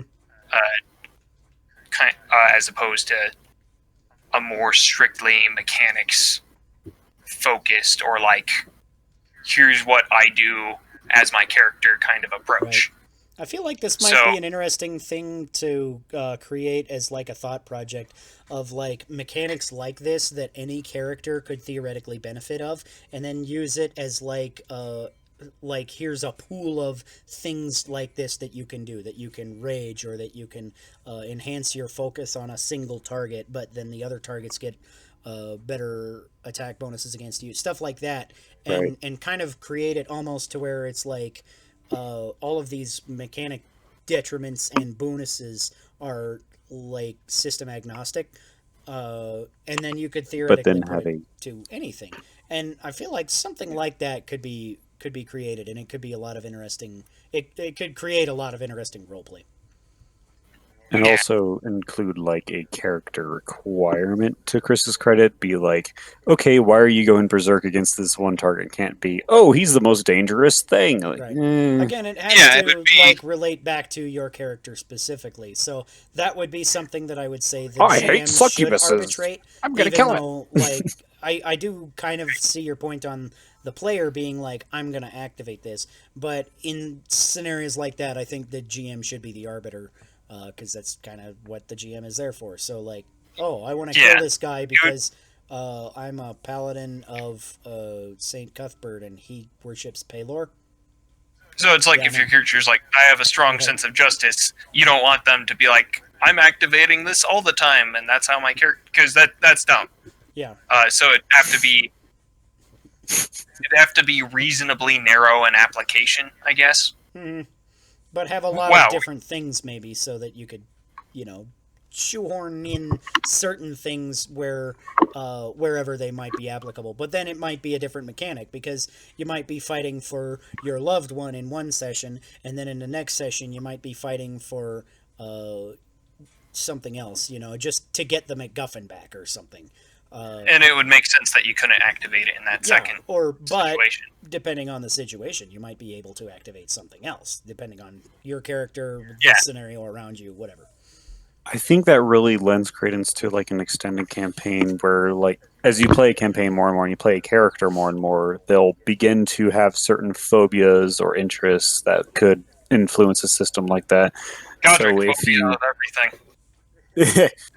Just about, but a better example that more people could probably relate to is, I don't know if sturges are a relatable thing, but I know in the game we played for OD&D, an OSR game, sturges are like giant mosquitoes that suck your blood. They latch onto you and you have to like pull them off manually, but they were such a plague to us that every time we saw sturges, just like, pop your collars. Sturges, pop your fucking collars and murder those motherfuckers. Like, I could totally see like a relationship with this sturge race being a result of that. Not something you make at character creation, but something that just occurs naturally over the course of the game. This would also be the kind of thing where it'd be like, after the session, you'd be like, your character could pick up like a new thing that isn't like related to like their skills or experiences. That's more but like, I wouldn't want it to be gameable either. So this is like emphasizing a different kind of gameplay. This is not appropriate for like an OD&D. It would be totally inappropriate for that kind of game. I could work out something. Which, if we're getting back into like on topic, which is part of why designing a spin-off or like a tabletop RPG for an existing property, you have a lot of different ways you can go about it, and none of them are necessarily wrong, but it all depends on what thing you want to emphasize in the system. I think what Chris is saying, maybe, and what I would actually be my response to the topic is, so you take a look at Doctor Who, and what is Doctor Who but flavor? Like, mechanically, what is Doctor Who? Like time travel, space travel? Okay, those are pretty simple concepts. Sci-fi is so soft that you could... That you could rub it on your morning toast. Yeah. But you can take this flavor of it, and frankly, you could apply it to basically any game as long as you're Game Master is flexible enough. Mhm. So I guess I would say don't like write a thing and publish it based off of a spin-off unless you're a soulless bastard who's looking for a quick buck.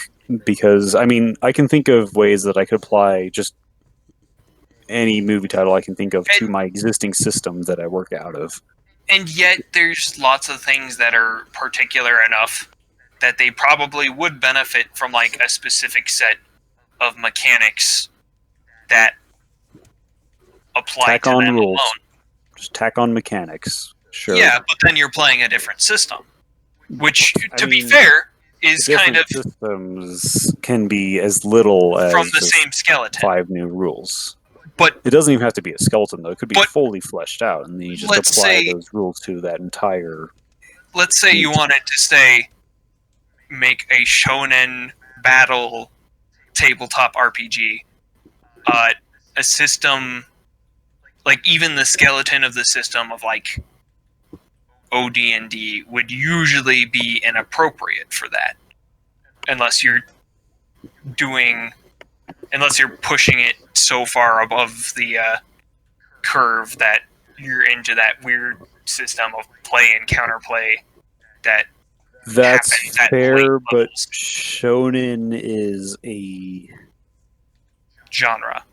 It's a very. I don't want to call it a genre, but it's a very different scale, really, of power But of It's not individual just- actors. it's not just scale of power, because there's like shonen where it's like they have the strength of a normal person and they have maybe one supernatural ability, and so it's really the style of how the battles go down or how the fights happen or how the stories get played out as opposed to the power level. I'm not talking like DBZ here. I'm talking more like Yu Yu Hakusho in the earlier seasons. No idea what Yu Yu Hakusho is. It's great. You should check it out. Don't have time. Well, it's like basically the main character in the early seasons he is a normal person, and he has at the beginning he has just the one supernatural ability, which is the spirit gun, which he can use once, and then he's out of it for the day. And then past that point, he's just a normal dude. But the way the battles happen are still in a style that wouldn't happen outside of a shonen anime. What is that style? Hard to explain. Would you say drawn out Drawn, is a good explain? and it's not even drawn out in relation to a real fight. Sure, like the fights happen in particularly early on and under an episode, but they have that kind of push and pull dynamic. I feel like the way that I would describe shonen fights in general is like they're not necessarily drawn out, but they're convoluted enough that one of the characters has to explain what happened and how they used their one or two powers in such a like clever combination. Like they have to come up with a clever way to use their simple power. Like Yu Yu Hakusho, for example, there's one episode where he's like fighting this monster guy that he can't get a good shot on with his spirit gun. He knows he's only got one shot, and so he knows like once he shoots, that's it. If he misses, it's over. But the other guy is really fast and he's hiding all over the place and doing stuff, and so he ends up using it. He shoots the spirit gun at a mirror and it bounces off and hits the bad guy. So it's stuff like that where they have to come up with a clever way to use their one thing, and it has to be a different clever thing every episode or it gets boring. Yeah, it's close. I'd say probably the closest I've seen is actually Seed of Seeds. Like you're familiar with like One Piece, So like Luffy's power. You know, he's Sure. rubber, but every episode he's like, oh, now I'm gonna do a gum million punch machine gun or I whatever. don't know if it's every episode. Right, There's not something every different. episode, but like, and eventually, like once you're so far in, he's got like his go-to powers, like the machine gun and the Yeah, axe. but you do and all wonder that. like where he comes up with this stuff because he always debuts it on screen when like he's clearly been practicing off screen. You're Right. like, what the hell? So it's I but what tends to happen in say D&D, at least in most versions of D&D I've played, is that it's very much rocket tag. It's who gets their bullshit off first. But not all of them. Not all of them. There is like that level of play and counterplay at certain levels with certain enemies. So as long as you have enough soak potential, you can get that like play and counterplay, and maybe I have turned the tides of combat by invoking this ability in this particular way, which you did not foresee nor prepare for. Nyeh. But the push and pull still isn't there in the same way, in that it's usually It's Very usually a rarely is one-sided. I will overcome you unless someone else shows up. yeah. It's usually the outcome is pretty clear pretty early on. And that's why Civilization games kind of suck. But that's another topic. It's you're looking for multiple kind of back and forth turnabouts, and that's just one example of one genre. When you have so many, it's like you probably would not. God knows why anyone would like play a 2.5 men RPG. But if someone was commissioned to make an RPG like that, you probably wouldn't throw it in D&D and just say, "Okay, we're good." I'd just be like, all right, today, guys, we're playing 2.5 men. I got nothing. I'd be like, I'll DM some okay, stuff. There will be let no me, dice rolls. Have fun. all right.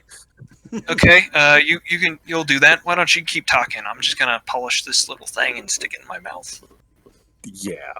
So actually, now this topic, how to make good tabletop based off existing story, game, movie series, or whatever. I almost wonder if you could apply that to any topic.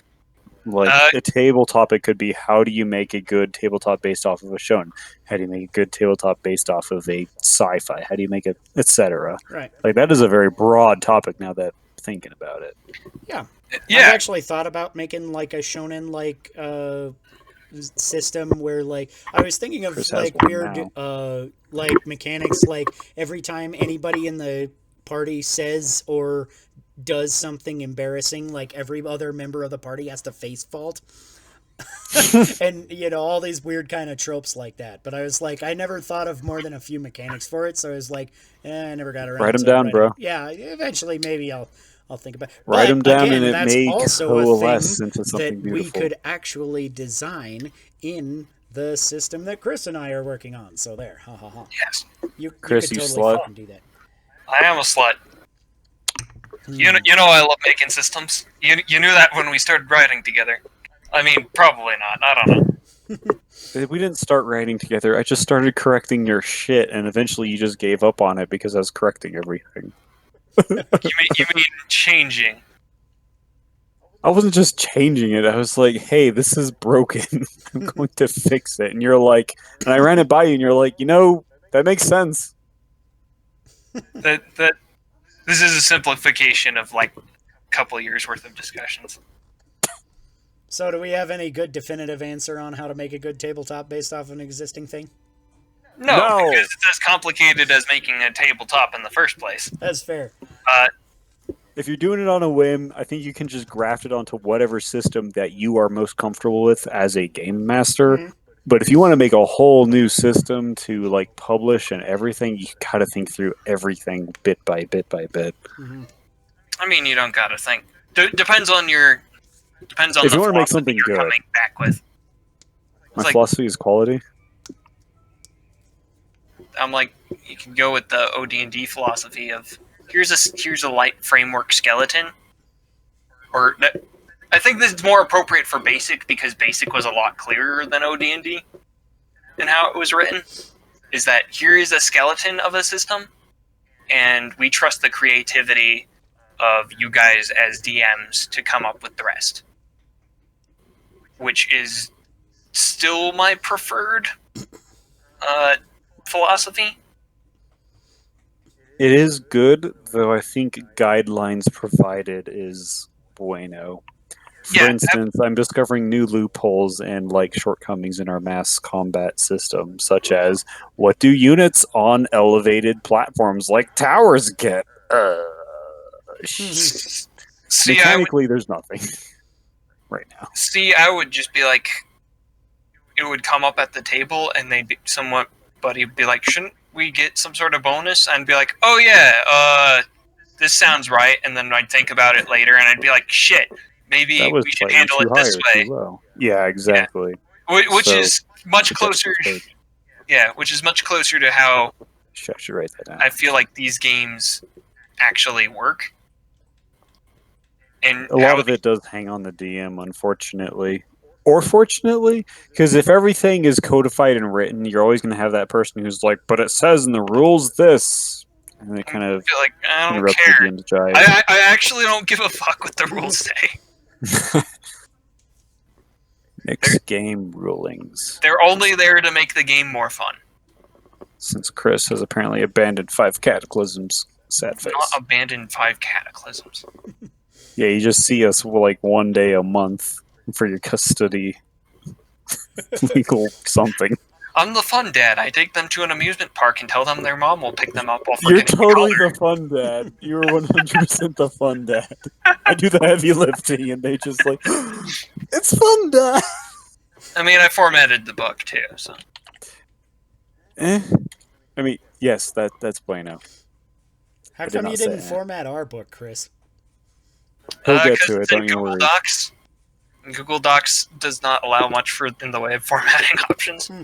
I could actually copy that. I do have a nice new formatting program. Swanky. Uh, yeah, well, you could theoretically one more copy it and then put it back into Google Docs. Maybe, I don't know. no, that I mean, it you would could have to make be it into a say in a PDF or consistent something. format. Yeah, I'd have to Docs? make it into a PDF. The actual docs file .docs is frankly garbage. It actually scrambles formatting randomly. Yeah. No joke. Uh, I found I've noticed weird that it's typos like after kind of putting screwy. something in docs. Yeah, I've like because I use Google Docs generally just as a for accessibility, because it's like, okay, I can do it on my phone, my Chromebook, or when I had a tablet or whatever, PC. Everything has Google Docs, so I use it largely for that. But then sometimes when I am like, okay, now I want to do like formatting something, I'll put it into OpenOffice, and it'll just have like weird stuff in it sometimes, where like spaces are turned into little blue squares. I'm like, what is this? Granted, So- Chris does use a formatting that's basically alien to my computer. So every time I open something, it's just like it breaks. derp's a and- derp, and Chris is like, "Oh, I have this font that you don't have." And I'm just like, I've downloaded you should have all 5 my to 10 fonts. fonts that you've told me to download, and I still am having this issue. I'm guys. sorry God damn that it. you don't have Amaranth. Nick doesn't have Amaranth. I We have edit to the drink. shit. I do the legwork, and then he's like, "I'm gonna apply this like fancy font you've never even heard of to it," and then suddenly all your shit's fucked. And you're gonna have to respace it for the 20th I don't know. I'm fucking pretty time. sure the Spellbook. only fonts are Arial, Times, and Comic Sans, right? I use mainly. that's I mean, all I know. Arial's pretty useful. Arial's nice for like printer paper. So what I was going to say is, much narrower question, and we could save this for another topic. But how would you, given that I was playing River City Girls earlier, how would you do a beat 'em up tabletop RPG to simulate the feel of beat 'em ups, You including get a number of dice based on your power, and however many 6s you get is how many times you hit. Everyone rolls at the same time. which is I was actually thinking something pretty similar to that. So, Because like beat 'em ups is just not a tabletop game, but that's like the closest but approximation. then how I do you have. simulate the thing where you're playing co-op with somebody else and somebody picks up the food that you needed and you all scream at him? It's just whoever shouts it out first or hits. Okay. What you do as a DM is you throw like a pink token on the table or something. Whoever grabs it first is the person who gets the fucking thing. Right, but they So don't know what it everyone is like first. reaches for it and just knocks over drinks and food and just fries go everywhere. They're like, I got the fucking token. But It's like, it- bitch, I fucking need it It now. might I'm like, be damn a it. it might be a healing potion, and it might be like an attack up, power up, or stuff. You don't know until you grab it, and then the DM tells you. Okay. I mean, you do know What's your based on shot the to color food? it is, but really you see a token come out and you're like, I'm gonna fucking grab that before anyone else can get it because I'm a piece of shit and I don't think about the rest of the team because we're not communists yet. Why do I flash back to why am I flashing back to playing Gauntlet Dark Legacy? Yeah. I mean, that's what that I feel like Yeah. a beat 'em That up shouldn't be has a to question. kind of have like a mechanic though, where like it's you or maybe a couple of party, a small party, 2 or 3 or 4 guys, and then there's like billions and billions of enemies for no reason. So I feel like all the enemies have to be like chumps with 1 hit point or something. But Or you there's just millions pick of up them. d6s and you roll them and you like scatter them around the table, and the players pick up d6s, and if they're equal to or higher than the number on the d6, they just knock that guy out, yeah. kind of work. thing. It's like here's a bunch of mooks. You just need to roll a 2 to get them and kill them by snapping their esophagus. Yes, I said esophagus, not neck. Snap just their esophagus. I guess it's pretty soft, so it'd be hard to snap, but you could squeeze it pretty well. Yeah, that's not Collapse. You can make it go all inny instead of outy, and suddenly their breaths sound like. You don't and they die. breathe through your I esophagus. think you mean trachea. I think that's a better approximation of the death cause. Anyways, I think we've been Drink to the Past for long enough. So my name is Sean Michael Patrick Thompson. As always, I've been joined tonight by Chris and Nick. Shilly, tell people who you are, one of you. Nick, you shill yourself first. I don't have anything from myself to show because the things that I publish aren't out there for the sake of me getting In money. that case, I go buy a churro stout. There, All right, I'll I do showed that. something for you. Can I show someone else's work though? Yeah, sure. If you are I feel like Chris is going to inwardly sigh at me, but whatever. If you are a person who is trying to create a game world that makes sense in a semi-realistic context, of course you can apply magical flavors and whatnot to it. I would highly suggest Disunited Nations. Scramble for Power in a Disunited World. Disunited book. It's Nations, about not geopolitics. Dat-United Nations.